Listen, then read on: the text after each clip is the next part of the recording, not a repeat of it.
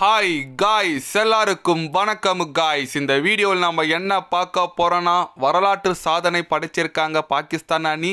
205 run chase பண்ணியிருக்காங்க. அது மட்டும் இல்லாமல் எங்கள் வெற்றிக்கு இதுதான் காரணம், இவங்க தான் காரணம், இந்த தொடரை நாங்கள் தாண்டா வெல்வோம் அப்படின்னு சொல்லிட்டு ஓப்பனாகவே சவால் விட்டு பேசியிருக்காருங்க பாகிஸ்தான் அணியின் நட்சத்திர வேகப்பந்து வீச்சாளர் ஷாஹின் அஃப்ரிடி.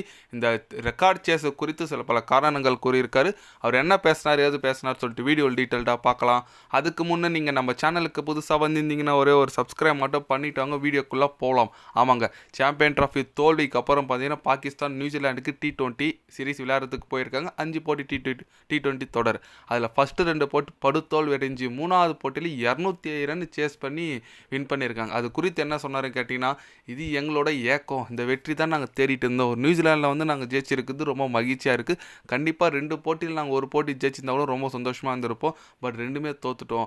அதோட வெறி வச்சு விளையாடி தான் நாங்கள் இந்த 207 ரன் ஈஸியாக சேஸ் பண்ணோம். அதுவும் 16 ஓவரில் பார்க்க ரொம்ப நல்லாயிருக்கு. எங்கள் அணி வீரர்கள் எல்லாமே ஃபார்முக்கு வந்திருக்காங்க. கண்டிப்பாக இன்னும் அடுத்த 2 போட்டி இருக்குது. அடுத்த 2 போட்டி நாங்கள் வெற்றி பெற்று எங்கள் நாட்டுக்கு போகும்போது இந்த T20 கோப்பை எடுத்துகிட்டு தான் போவோம். எங்கள் அணி வீரர் மேலே நம்பிக்கை இருக்குது. என்னோட பந்து வீச்சு கொஞ்சம் வர நல்ல லைனில் நிறுத்து சூப்பராக இருக்குது. கண்டிப்பாக பழைய அஃப்ரிடியை நீங்கள் பார்ப்பீங்க, பொறுத்து வந்து பாருங்கள் அப்படின்னு சொல்லிட்டு நம்ம அஃப்ரிடி பார்த்தீங்கன்னா பேசியிருக்காப்புல. ஆமாங்க, ஒரு காலத்தில் செமையாக அந்த ஸ்டார்டிங்கில், அதுக்கப்புறம் ரொம்ப ஒரு புவரான பவுலிங் போட்டுட்டு வந்துட்டுருக்காரு. ஆனால் பாகிஸ்தானா இப்படி அடித்தாங்கன்னு சொல்லிட்டு நான் கொஞ்சம் கூட நினச்சி பார்க்கலைங்க. ஏன்னா அந்த மாதிரி அடிங்க 207 ரன் அடித்தாங்க, வெறும் 16 ஓவருக்கு. நீ 250 அடிச்சிருந்தா கூட சேஸ் பண்ணியிருப்பாங்க பொழுது.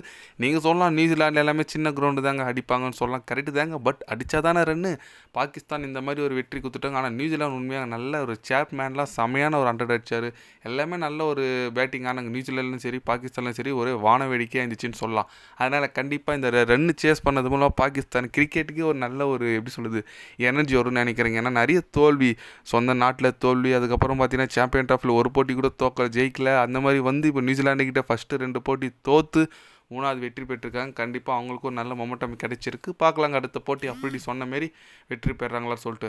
அது மட்டும் இல்லாமல் பார்த்தீங்கன்னா நியூசிலாந்து அணி நல்ல ஒரு போலிங் யூனிட் வச்சுருக்குங்க, யங்ஸ்டர் கொண்ட அணி. ஆனால் இந்தியா இருந்தாலும் நல்ல பர்ஃபார்மன்ஸ் கொடுத்தாங்க பாகிஸ்தான். நீங்கள் சொல்லுங்கள், நம்ம பாகிஸ்தான் அணி வெற்றி பெற்றதுக்கு என்ன காரணம், நீங்கள் என்ன நினைக்கிறீங்கன்னு சொல்லிட்டு மறக்காமல் கமெண்டில் கொஞ்சம் சொல்லுங்கள். இது போன்ற ஸ்போர்ட்ஸ் நியூஸை தெரிஞ்சுக்கணுன்னா சேனலை சப்ஸ்கிரைப் லைக் ஒன்று பண்ணிக்கோங்க. கண்டிப்பாக கிரிக்கெட் பற்றி day by day channel update வரும். மறக்காமல் சப்ஸ்கிரைப் மட்டும் கொஞ்சம் பண்ணி வச்சுக்கோங்க. நன்றி, வணக்கம்.